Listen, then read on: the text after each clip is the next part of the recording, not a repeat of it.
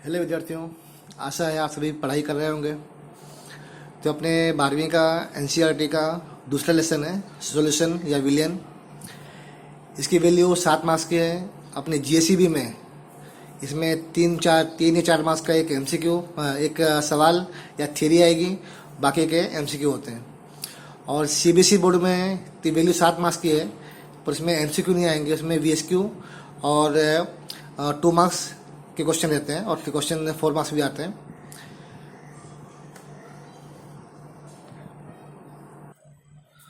दोस्तों, इसका पाठ का नाम विलेन है। इसका क्या मतलब हुआ कि मान लो कि आपने बीकर लिया, जैसे फिगर में है, उसमें पानी है, वाटर है, उसमें ना थोड़ा नमक ले लिया, थोड़ा नींबू का रस ले लिया, तो बन गया शरबत। ठीक है। और इसमें जो कैसा बना मिश्रण है, ये क्या कहलाएगा? समान मिश्रण, बोलेंगे होमोजीनियस मिक्सचर। क्योंकि मुझे यहाँ पर विलेय के जो भी यहाँ पे घटक कण है NaCl के, नींबू के, मुझे दिखाई नहीं दे रहे हैं। पूरा एक रूप समान मिश्रण, पूरा होमोजीनियस मिक्सचर हो गया है। हाँ, तो इसको क्या कहलाएगा? इसको बोलेंगे सॉल्यूशन या विलेन। लेकिन अगर हमें उसके कण दिख रहे हैं, उसके पार्टिकल दिख रहे हैं, जो विलेय है, मान लो मैंने ले लिया पानी और आटा, जो आटे का मुझे कण दिखेगा, तो यह विलेन नहीं कहलाएगा। भले घुला हुआ है, भले पूरा फैला हुआ है, लेकिन इसके कण हमें दिखते हैं। इसे बोलेंगे विषमांग प्रणाली। क्या कहलाएगा? इसे बोलेंगे अपने हेट्रोजीनियस मिक्सचर। इसकी शर्त क्या है? कि शर्त ये है कि भाई 2 घटक हो या अधिक घटक हो, उसका समान मिश्रण, उसका होमोजीनियस मिक्सचर चाहिए। अब आगे जो विलेन है किससे मिलकर बना हुआ है? जो अपने ऊपर देखें, वाटर है, NaCl है और नमक नीले बन रहे हैं। तो इसमें जिसकी मात्रा सबसे अधिक है, जिसका मैक्स प्रोपोर्शन है, जिसकी महत्तम मात्रा है, वो कहलाएगा विलायक, सॉल्वेंट। जो कम मात्रा में है, तुलना में कम मात्रा में सबसे अधिक विलायक, जो बाकी के जो बचे हुए हों, चाहे 1 बचा हो, 2 बचा हो, जो बचे हुए हों, जो कम मात्रा में उसको वो कहलाएगा विलेय। ठीक है। यहाँ पर विलेय कणों का जो आकार है, इसका व्यास है, वह कितना होता है? 1 एनएम से कम होगा, हमें दिखाई देता नहीं है। पर जो कलिल विलेन है, कलिल कोलोइड है, वहाँ पर कणों का व्यास, जो कण घुले हुए हैं, उनका व्यास 1 एनएम या उससे अधिक होता है। एग्जाम में पूछते हैं हमसे, में पॉइंट है भाई, विलियन में सॉल्यूशन में विलेय कणों का व्यास कितना होता है? क्या क्या बोलोगे? 1 नैनोमीटर या 10⁻⁹ मीटर। दूसरा एक पॉइंट है, ये अपना हो गया इसका बारे में, इसका जो व्यास था। और एक पॉइंट है द्विअंगी विलेन, उसे बोलते हैं बाइनरी सॉल्यूशन। यानी इसमें एक विलेय हो और एक ही विलायक हो, कहीं 2 लोग हों, विलेय भी एक हो और विलायक भी एक हो, वह कहलाएगा द्विअंगी विलेन। अब अपने इसकी नोट्स देखते हैं। आपको नोट्स जो आप में दिखा रहा हूँ, पूरा आपका पूरा लाइन से लिख लेना है। जैसे विलेन, जो इसके सारे मेन पॉइंट आप लिख रहे हैं अपने, जो आपके एग्जाम में एमसीक्यू में आएंगे, आपको पूरा लिखना है अपने अलग से नोट में। तो पहला पॉइंट क्या था कि क्या होता है विलेन? तो 2 या 2 से अधिक अवयवों के, घटकों के सामान्य मिश्रण को विलेन कहते हैं। जो होमोजेनियस मिक्सचर को विलेन कहते हैं। नंबर 2, विलेन में जिस घटक की मात्रा सबसे अधिक हो, उसे विलायक कहते हैं। नंबर 3, विलेन में जिस विलायक के अतिरिक्त जो उपस्थित 1 या अधिक घटक हों, चाहे जिससे नींबू था, उसमें नमक था, उसे हम विलेय कहते हैं। It's called solute. और उसके बाद में जिस विलेन में एक ही विलायक हो और एक ही विलेय हो, वह कहलाएगा द्विअंगी विलेन। एग्जाम में पूछते हैं एमसीक्यू में, द्विअंगी विलेन अर्थात क्या? तो जिसमें एक ही विलायक हो और एक ही विलेय हो। अच्छा, अब आ जाओ जो समांगी मिश्रण है, जो इस मिक्सचर में विलेय कणों का कितना व्यास होता है? 1 एनएम से या उससे कम होता है, जो हमें दिखता नहीं है। ठीक है। अगर समांगी नहीं विषमांगी है, उसका कणों का व्यास 1 एनएम से अधिक होता है। ठीक है। अभी अगला एक खास पॉइंट एक है विलेन के प्रकार। तो विलेन जो किस टाइप का होता है, उसकी भौतिक अवस्था क्या होगी? वो नक्की होती है विलायक के आधार पर। विलायक ठोस है तो वह विलेन ठोस होगा, विलायक गैस है तो गैसी विलेन, और विलायक द्रव है तो द्रव विलेन। इसमें कुछ एमसीक्यू हैं एनसीईआरटी बुक में, कुछ यहाँ लिखे मैंने, उसको आपको लाइन से लिखना है हर एक पॉइंट को। पानी में F नेगेटिव की मात्रा अगर 1 ppm है, तो वह दांत को जो डिके होता है, दांत घिसते हैं, वो रोकती है। और दूसरा पॉइंट, पानी के अगर इसमें F की मात्रा बढ़ जाए, 1.5 हो गई, खाली इतना बढ़ गई बस, तो दांतों को पीला कर देती है, उस पर पीलापन आ जाता है। और ये अगर इसके अपने NaF लें, जो अधिक मात्रा में NaF, सोडियम फ्लोराइड, ये चूहों के मारने के लिए जहर का भी कार्य करता है। तो F की मात्रा अलग अलग मात्रा होती है हर एक की। तो हम इस पार्ट में पढ़ेंगे भाई, जो इकाइयाँ हैं, जो ppm है, मोलरिटी, नॉर्मलिटी है, कैसे निकालते हैं, क्या करते हैं, कहाँ उपयोगी है, इसके बारे में आप आगे अपने पढ़ेंगे। तो अपने आगे बढ़ते हैं। तो पहला होगा गैसी विलेन। तो उसके प्रकार, तो जो गैस मतलब जो गैस क्या है, तो बोलो कि जिस विलयन में विलायक किस अवस्था में हो, गैसीय अवस्था में हो, उसे हम गैसीय विलयन कहते हैं। ठीक है, जैसे यहाँ दिखा हुआ, जब यहाँ पे टेबल बना हुआ है, टेबल आपको पूरा उतारना है, टेबल ऐसे बुक में भी दिया हुआ है, पर इसमें कुछ एक्स्ट्रा पॉइंट होंगे। तो यहाँ पर विलायक क्या है, गैस दिया हुआ है, विलय क्या है, गैस, द्रव, ठोस, अलग हो सकते हैं, तो विलायक क्या होगा, सब में गैस ही होगा। तो हर एक एग्जाम्पल दिए हैं, ठीक है। जैसे भाई गैस विलय हो और गैस विलायक हो, तो बोलोगे बहुत सारी एग्जाम्पल्स हैं, N2O2 का मिक्सचर, सामान्य हवा, CO2O2 का मिक्सचर, कोई भी दो या दो से अधिक गैसों का मिश्रण, उसमें हमको दिखेगा नहीं, मतलब कि कैसा मिश्रण होगा, होमोजीनियस। अच्छा, अगला एग्जाम्पल द्रव और गैस के बारे में बोल जाओ, तो जैसे गैस की मात्रा अधिक होनी चाहिए, तो क्लोरोफॉर्म द्रव है, वह कहाँ खुला हुआ है, N2 गैस में, उसकी वाष्प कहाँ खुली हुई है, N2 गैस में, अथवा कहाँ खुली हुई है, हवा में खुली हुई है। अगला पॉइंट बोल सकते हो, हवा में नमी हो, जैसे हवा अधिक है, उसमें नमी क्या होता है, नमी द्रव होगा, तो हवा में नमी। स्प्रे द्रव होता है, उसके हवा में छाट दो, हवा में उसको फैला दो स्प्रे को, तो स्प्रे क्या हो गया, द्रव और हवा की गैस हो गई। तो जो ये विलेन है क्या कहलाएंगे, तो कहलाएंगे ऐसी विलेन कहलाएंगे। और जो लास्ट एग्जांपल है ठोस और गैस का, गैस विलायक है और ठोस द्रव है। जैसे भाई कपूर हवा में उड़ जाता है, जानते हैं, अपने हवा में रखो उसको, हवा में उड़ जाएगा, तो कपूर का हवा मिश्रण, कैंफर बोलते हैं उसको, कैंफर का हवा में मिश्रण। नेफ्टलिन जानते हो, गोली आती है, वो हवा में अगर घुल जावे अपने आप उड़ के, तो उसमें उसकी धीरे धीरे कम होता रहता है। ये सब कैसे पदार्थ हैं, पदार्थ वाष्पशील है, कपूर है, नेफ्टलिन है, I2, they all are volatile, सभी पदार्थ वाष्पशील है, अपने आप हवा मिल जाएंगे। तो यहाँ पर गैस अधिक मात्रा में है और जो ठोस है वो कम मात्रा में है, क्या कहलाएगा, गैसीय विलयन। एग्जाम में इसमें से MCQ आते हैं एग्जाम्पल देके, यह विलयन, यह जो पदार्थ है किसका एग्जाम्पल है, कैसे विलयन का, तो आप कोई भी नाम दे देंगे, या कैसा विलयन है। चलो अगला पॉइंट, द्रव विलयन, जिस विलयन में विलायक किस रूप में हो, द्रव अवस्था में हो, सबको भी आ गया होगा, वो क्या कहलाएगा, द्रव विलयन। उसका पूरा टेबल दिया हुआ है, टेबल आप पूरा लिख लेना लाइन से, इसमें एग्जाम्पल्स, अच्छे एग्जाम्पल्स हैं जो एग्जाम में आ चुके हैं बोर्ड में।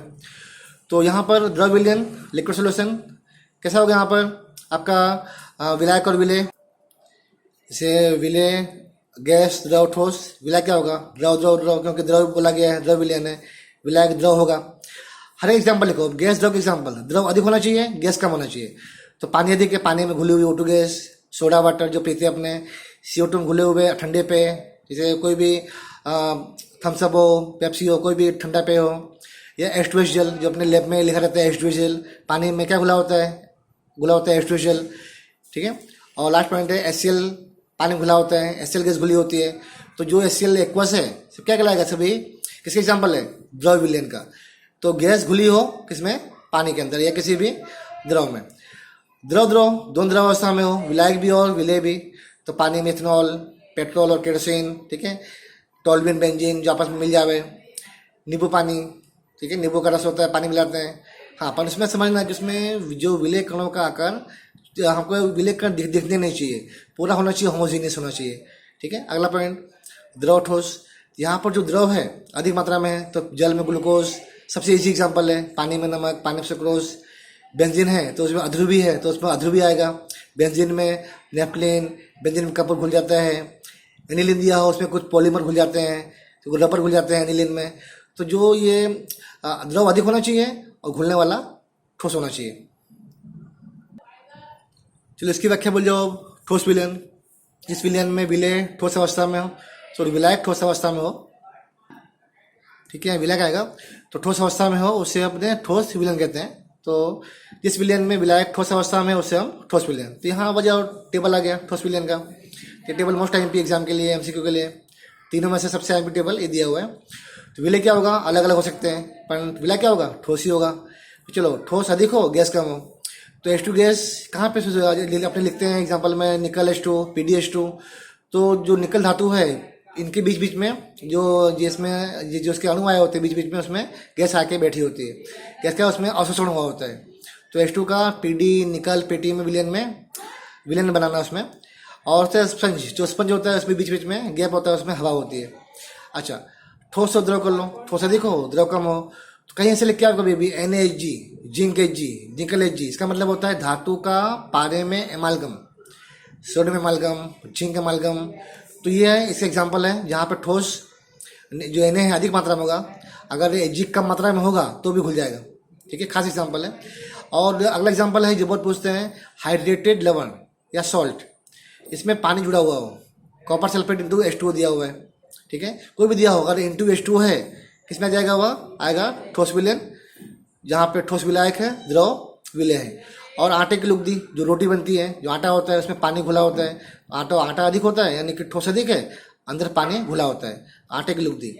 लास्ट एग्जाम्पल ठोस ठोस, तो सोने के गहने, सोना नहीं बोलने कह सकते हैं, पर जो गहने होते हैं वो किसके बने होते हैं, उसमें सोना और कॉपर भी होता है, यानी कोई भी एलॉय, ठीक है, बोल सकते हैं जैसे अभी पित्तल हुआ, निक्रोम हुआ, स्टील हुआ, कोई भी एलॉय है, कोई भी अगर मिश्र धातु है, तो वह एग्जाम्पल है किसका, ठोस विलयन का।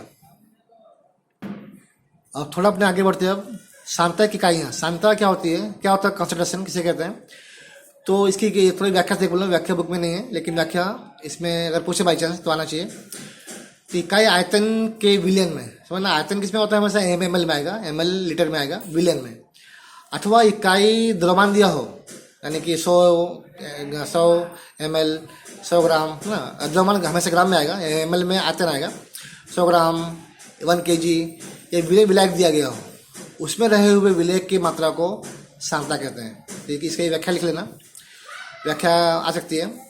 अच्छा, अब जो उसमें जो पहली जो इसका इकाई है वह कहलाता है परसेंट वेट बाय वेट। तो समझते हैं इसकी कुल 3 इकाइयाँ हैं, परसेंट वेट बाय वेट अपने पढ़े थे 11वीं में, तो weight by volume V by V, थोड़ा उसके बारे में देख लो एक बार। तो यहाँ 3 इकाइयाँ हैं, बात किया मैंने कि x जैसे लिया percent weight by weight, V by V और W बाय V। तो जो ये पोर्शन है x दिया हो जो भी, वो W होगा, ये दोनों साथ में आते हैं। यहाँ पे भाई x आयतन है, ये घुला हुआ विलय है, ठीक है ना, यहाँ पे क्या है x ग्राम में है ना, अलग अलग याद दिया हुआ है।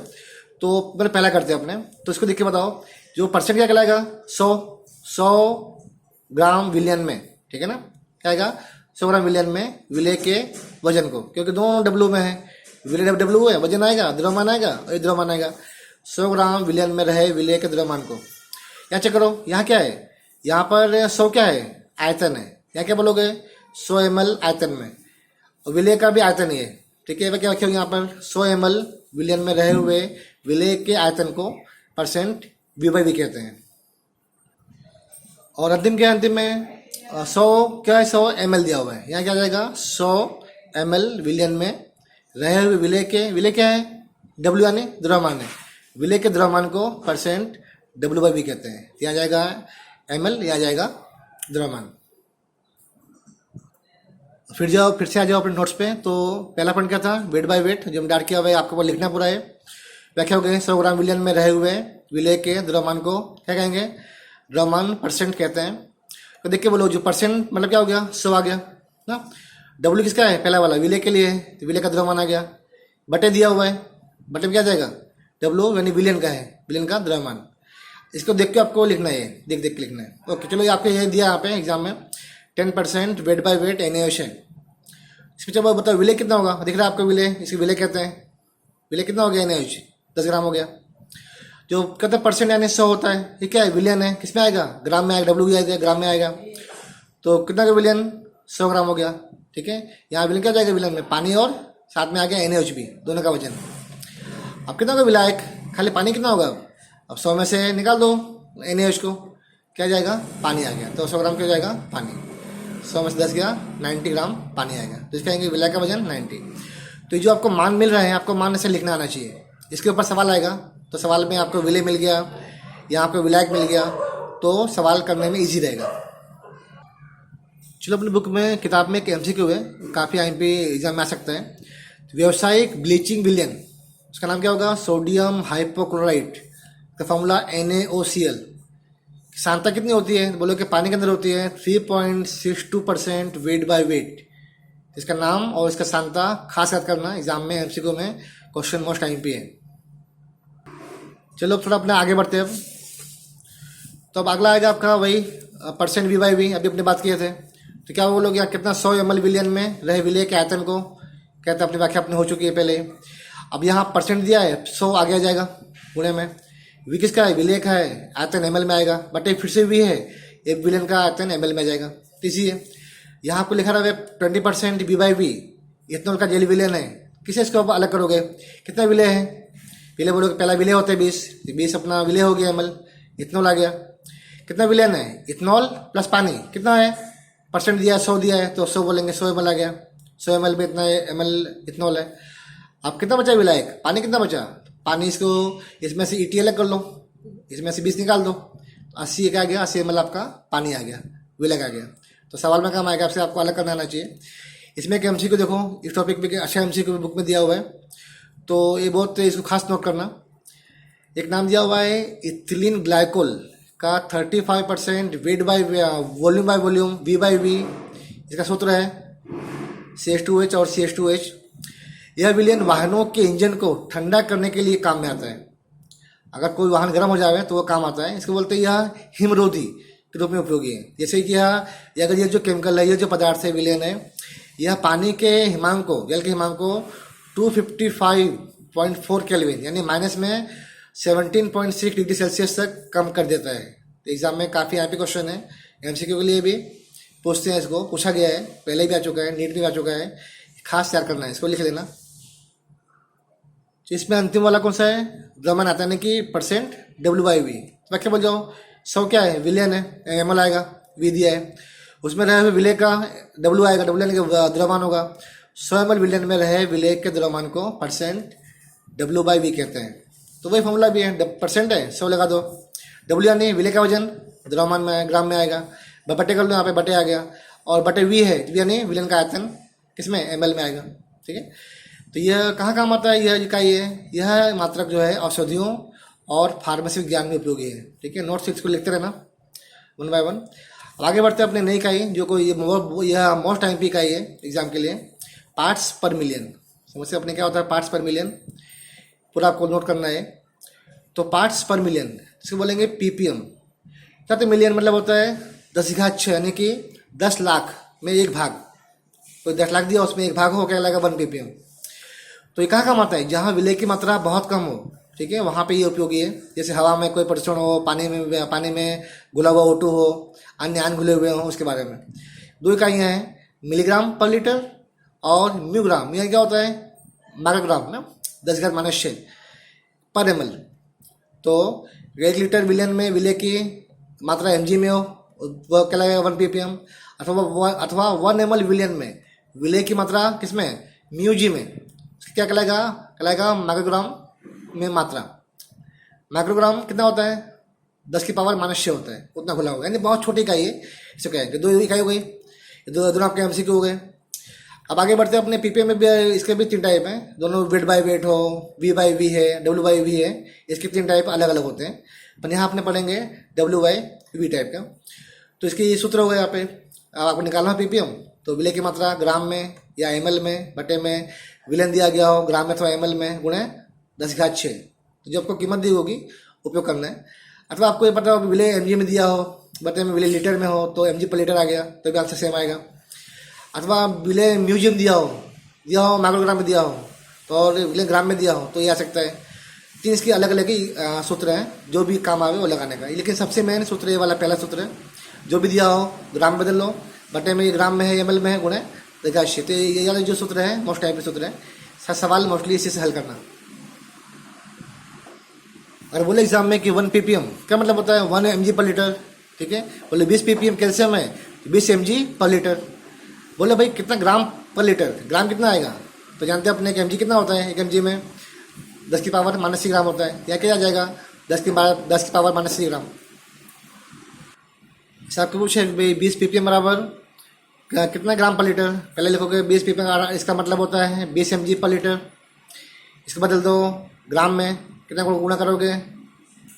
गुणा करेंगे 10⁻⁻⁶ का, क्या आंसर आएगा? 0.020 ग्राम पर लीटर।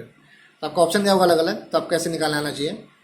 अथवा ललित सूत्र में जो अपना मेन था फॉर्मूला, वहाँ रख के कर सकते हो, वहाँ से आंसर आएगा। इसका और क्या? इसका मतलब होता है 20 म्यूग्राम पर ml।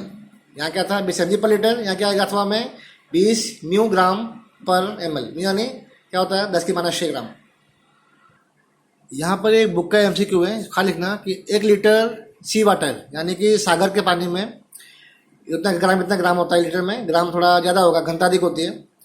उसमें 5.8 गुणे 10⁻⁻³ ग्राम O2 घुली हुई है। इसको अपने हल्का कितना इसका ग्राम दिया हुआ है, कितना mg होगा, कितना mg आ गया 5.8 mg पर लीटर। क्या कहलाएगा वह कि उसमें O2 कितनी घुली हुई है 5.8 ppm O2 घुली हुई है कहाँ पे, समुद्र के पानी में। ये आपका MCQ हो गया, 1 नंबर का MCQ, इसको लिख लो। अब आगे एक नई कही आएगी मोलस, अपने कर चुके 11वीं में, अपने जल्दी पूरा करेंगे।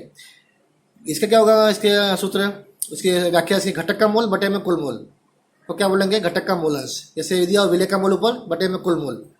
यहाँ पे एक फॉर्मूला दिया हुआ है, मान लो कि विलेन दिया उसमें I घटक है, ठीक है, तो उसका निकालना हो, उसका ऊपर मोल बटे क्या आएगा, सब घटकों का मोलों का योग NI बटे में N टोटल। और अगर ये मेन वाक्य है, किसी भी विलयन में सभी घटकों के का मोलंस का योग कितना होता है, 1 होता है, ठीक है, ये खास करना इसको याद, इस पर सवाल पूछते हैं। तो x1 x2 जोड़ेंगे हर एक का, तो 1 आना चाहिए, ठीक है। इसका मोल कैसे निकालते हैं, एक बार रिपीट करो, घटक का द्रव्यमान बटे घटक का अनुभार, आपको याद तो याद ही होगा, 11वीं का है। चलो आगे बढ़ते हैं मोलारिटी, ये भी अपने 11th का ही है।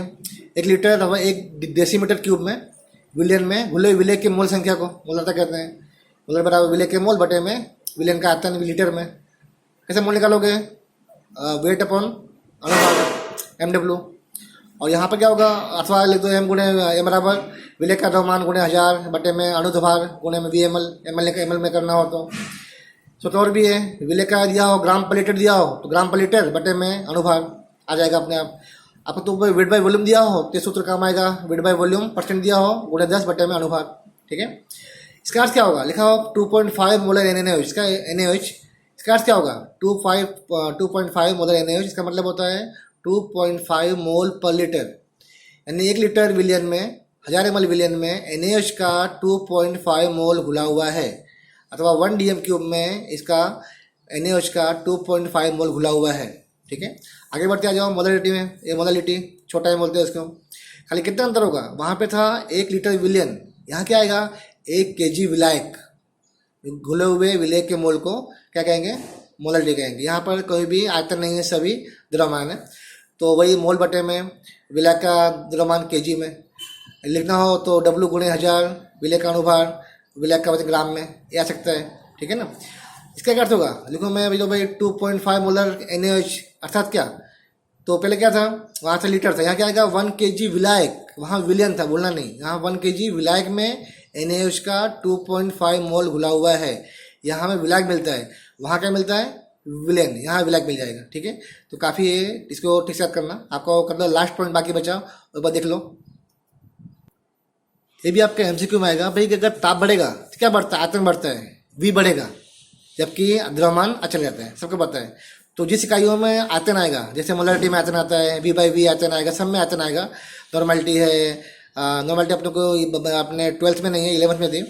वे यहाँ वॉल्यूम दिया, वेट बाय वॉल्यूम, ppm आयतन वाला हो, फॉर्मेलिटी इकाई होती है, सभी तापमान पर डिपेंड करेंगी, सब में आयतन आता है।